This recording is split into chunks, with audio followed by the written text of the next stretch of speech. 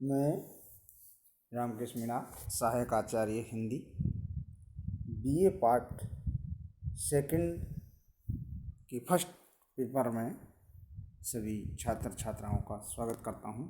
और आज का हमारा जो विषय है वो है रीतिकालीन प्रवृत्तियाँ। रीतिकाल की कौन कौन सी प्रवृत्तियाँ जो निकल कर आई, हमने रीतिकाल का नामकरण, रीतिकाल का प्रवर्तक आचार्य और रीतिकाल के समय सीमा लेकर के जो पिछली कक्षाओं में अध्ययन किया था, उसके आधार पर रीतिकाल की कुछ प्रवृत्तियाँ होती हैं, उनके बारे में हम आज अध्ययन करेंगे। सबसे पहले रीतिकाल की प्रवृत्तियों के बारे में। रीतिकाल की राजनीतिक, सामाजिक तथा धार्मिक पृष्ठभूमि का अध्ययन करने पर विदित होता है कि यह युग राजनीतिक दृष्टि से व्यक्तिवादी राजतंत्र का युग था तथा इस युग में राज्य प्रसादों में विलास का बोलबाला था। सामाजिक जीवन में अंधविश्वास एवं रूढ़ियों ने घर कर लिया था। लोगों को शकुन शास्त्र, सामुद्रिक शास्त्र, ज्योतिषियों की वाणी पर अटूट विश्वास था तथा बाल विवाह एवं भू विवाह की जो प्रथाएं प्रचलित थी। धार्मिक दृष्टि से मंदिर तथा मठों में निवास करने वाले पुजारियों व महंतों का जीवन दिव्य पूर्ण प्रेम के स्थान पर वासनारत था। रीतिकाल के प्रतिवाद विषय दो थे।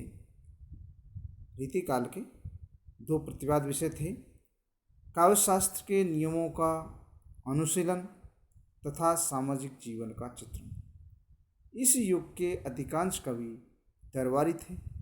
ये राजस्थान, मध्य प्रदेश, उत्तर प्रदेश के छोटे बड़े राज्यों के आश्रित थे। अर्थात ये जो दरबारी कवि थे वो ज़्यादातर कहाँ थे? राजस्थान, मध्य प्रदेश, उत्तर प्रदेश के छोटे बड़े राजाओं के आश्रित और उनके ध्यान में रखकर ही काव्य रचना करते थे। किसी अच्छा आश्रितता की खोज इस युग के कवि की प्रमुख समस्या थी कि सबसे बड़े अच्छे आश्रयदाता राजा, जो बड़ा राजा है, उसके आश्रय मिल जाए तो ये अपनी जीविका कविता लिख करके चलाते थे। भूषण का जैसा सौभाग्य बहुत कम कवियों को प्राप्त था। देव की प्रमुख समस्या थी। भूषण जैसा सौभाग्य बहुत कम कवियों को मिला है। देव जैसे प्रतिभाशाली कवि जीवन भर आश्रयदाताओं की तलाश में भटकते रहे। उस समय राज दरबार में आश्रयदाता प्राप्त करने के लिए आचार्यत्व की आवश्यकता थी। उसके लिए कवियों ने काव्यशास्त्र का सहारा लिया। साहित्य, संगीत आदि कलाओं में रुचि रखना सामंतों एवं राजाओं का प्राचीन परंपरा थी। ये लोग स्वयं इन कलाओं का ज्ञान रखते थे और उनकी संतानों को भी इसकी शिक्षा दी जाती थी। साहित्य शास्त्र की जरूरत उस कार्य के लिए भी होती थी। उदाहरण के लिए केशव जी ने कवि प्रिया तथा रसिक प्रिया की रचना अपने आश्रयदाता की प्रिय गणिका की काव्य शिक्षा देने के लिए की थी। इस विवेचन के आधार पर इस युग के साहित्य की प्रमुख प्रवृत्तियाँ निम्नलिखित मान सकते हैं। पहली विशेषता है सामंती अभिरुचि। पहली जो प्रवृत्ति है वो है सामंती। यह काल सामंती अभिरुचि का काल है। इस काल का समस्त साहित्य आश्रयदाताओं की रुचि के अनुकूल रचा गया है। यूँ तो हर युग में प्रेम श्रृंगार की प्रधानता रही है, किंतु रीतिकाल के साहित्य में पतित सामंतवादी विलास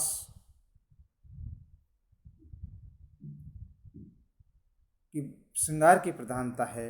शुक्ल जी ने ठीक ही लिखा है कि तुलसीदास सीता के प्रति राम का प्रेम राम को कर्तव्य मार्ग में आगे बढ़ाता है, जबकि रीतिकालीन कवि का नायक अंतपुर में ही संयोग और वियोग की सारी दशाओं का अनुभव करता है। वास्तव में उनके प्रेम के पीछे विलास की इच्छा अधिक है, प्रेम का भाव कम।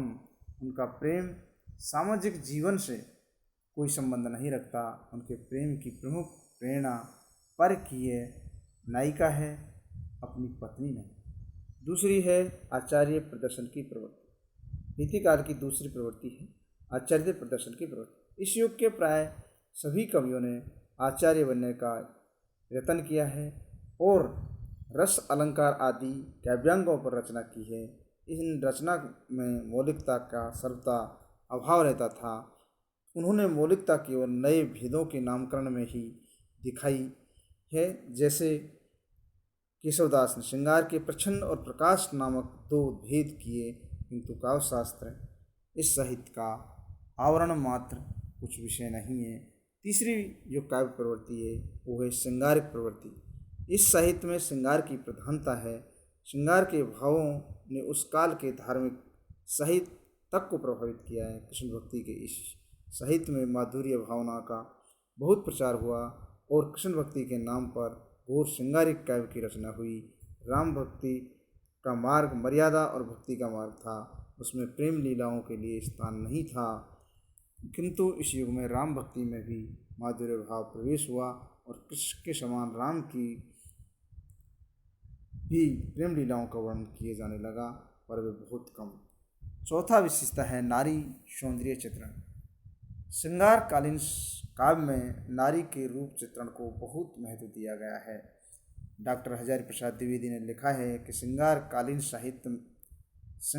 काव्य में नारी कोई व्यक्ति समाज में संगठन की इकाई नहीं, बल्कि सब प्रकार की मर्यादाओं के बंधन से यथासंभव मुक्त विलास का एक उपकरण मात्र है। देव ने कहा है, कौन गने पुरवन नगर कामिनी एक ही रीत, देखत हरे विवेक क्यों चित हरे कर प्रीत। इससे इतना स्पष्ट है कि नारी की विशेषता उसकी दृष्टि में कुछ नहीं है, केवल पुरुष के आकर्षण का केंद्र भर है। श्रृंगार काल में नायिका भेद निरूपण में भी कवि सर्वत्र रूपवती नायिका का ही वर्णन करता है। मानो रची छवि मूरत मोहिनी, श्रीधर ऐसी बखानत नायिका।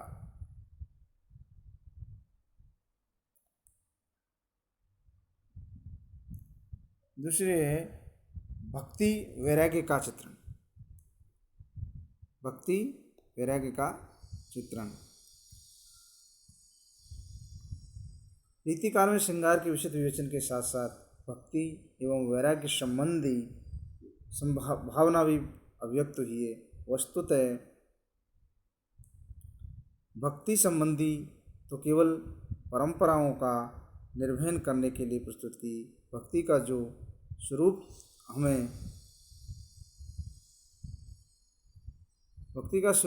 भक्ति काल के संत कवियों में देखने को मिलता है, उनका यह नितांत अभाव है। फिर भी कभी कभी ये कविगण ईश्वर का स्मरण कर लिया करते थे। रीतिकाल के प्रत्येक श्रृंगारी कवि ने भक्ति संबंधी रचनाएं प्रस्तुत की है। संभवतः अतिशय श्रृंगारिकता से उनका मन जब ऊब जाता था, तब धर्म और भक्ति की ओट में भी अपने धर्मभीरू मन को बहलाने का प्रयत्न करते होंगे। डॉक्टर नगेंद्र के अनुसार रीतिकालीन भक्ति एक और सामाजिक कवच है, दूसरी ओर मानसिक शरण भूमि जो उनकी रक्षा करती है। वास्तव में अतिशय श्रृंगार एवं भोग में लिप्त कवियों के लिए भक्ति भावना जीवन को आश्वस्त करने का संबंध थी, एक मनोवैज्ञानिक आवश्यकता थी। इसलिए अवसर आने पर वे हरि या राधा को याद कर लिया करते थे। डॉक्टर क्रिएशन ने ब्रह्मवर्ष रीति युग के एक प्रमुख श्रृंगारी कवि को भक्त कह डाला, लेकिन रीति युग का कोई कवि भक्त नहीं कहला सकता। रसिकता और विलासिता में अखंड मग्न उन कवियों के लिए भक्ति तो भव पार करने का माध्यम थी। उनका मन तो विलासिता में ही रमता था, पर उनका संस्कारग्रस्त दुर्लभ मन उन्हें ईश्वर स्मरण के लिए भी विवश करता रहता था। वृद्धावस्था में जब संसार की असारता, विलासिता एवं भोग के दुखमयी प्रभाव से वे परिचित होते थे, तभी नीति और वैराग्य संबंधी बातें करना प्रारंभ कर देते थे। नीति वैराग्य संबंधी अंशों में उन्होंने जीवन का निष्कर्ष प्रस्तुत किया है। जिसे इन कवियों ने दीर्घ जीवन के अनुभवों से प्राप्त किया था।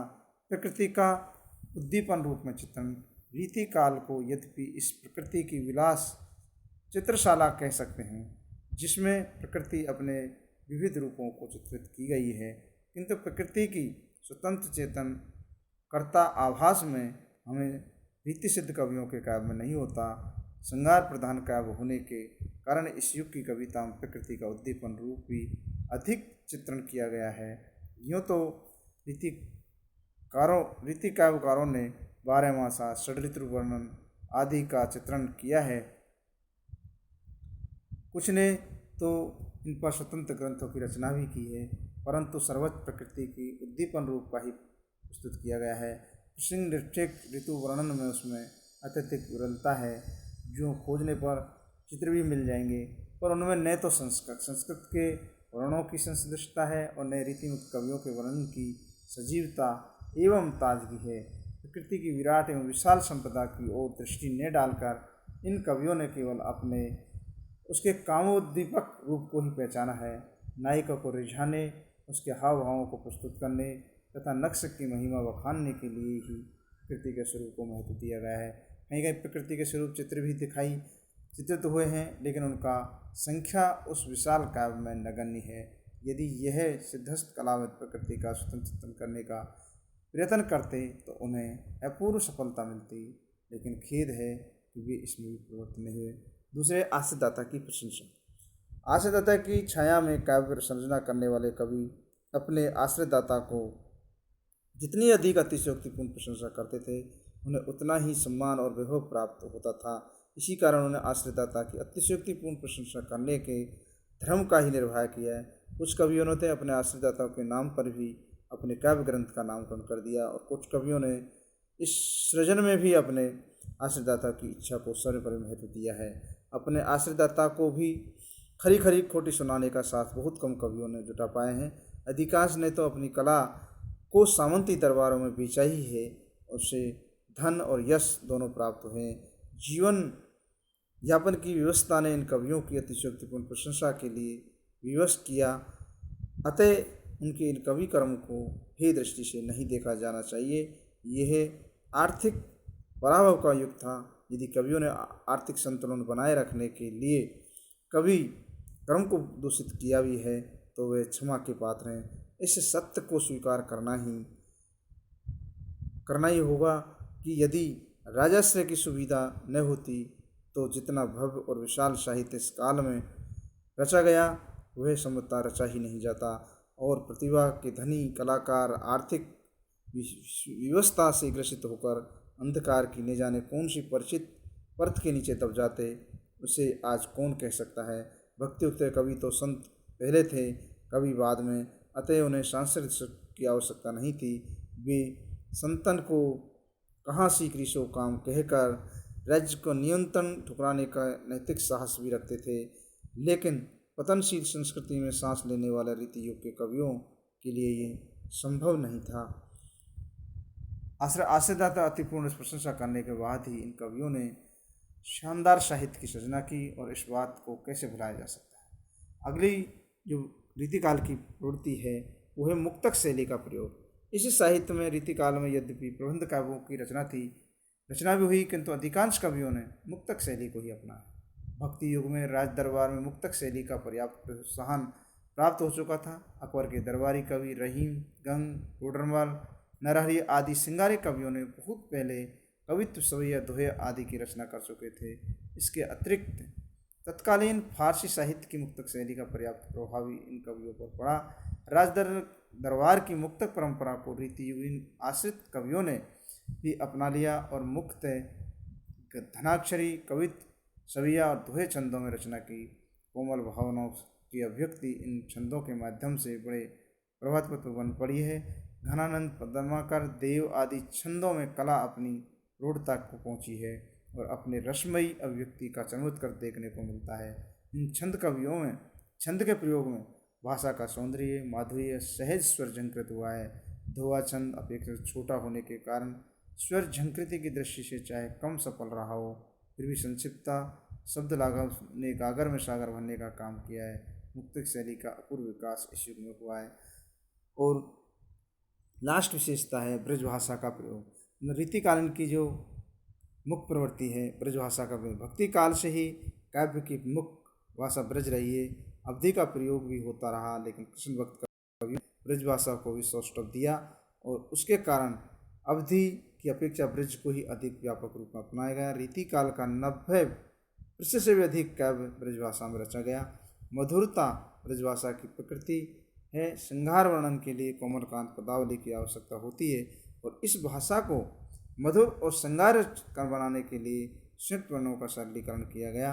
सावन सावन, भाद्र भादो, चंद्र चंद, श्रृंगार श्रृंगार, कृष्ण काहन बन गए। इसी प्रकार संस्कृत के बहुत तत्सम तद्भव रूप में प्रयुक्त होकर ब्रजभाषा एक विशेष लोच ले आए और ब्रजभाषा को संस्कृत प्राकृत अपभ्रंश की समस्त भाव और शब्द संपदा उत्तराधिकारी में मिली और विकासशील और व्यापक काव्य भाषा होने के कारण इसने अन्य भाषाओं और बोलियों राजस्थानी, बुंदेलखंडी, अवधी, पूर्वी छत्तीसगढ़ी आदि के अनेक कोमलकांत व्यंजक शब्दों को अपनाकर भाषा की अभिव्यंजना सामर्थ्य को बढ़ावा दिया। इस तरह ये रीतिकाल की प्रमुख प्रवृत्तियाँ थी जो उनके साहित्य को पढ़ने के बाद में इस निष्कर्ष पर पहुँचते हैं कि इसमें 8-9 ये मुख्य प्रवृत्तियाँ थी। थैंक यू, धन्यवाद।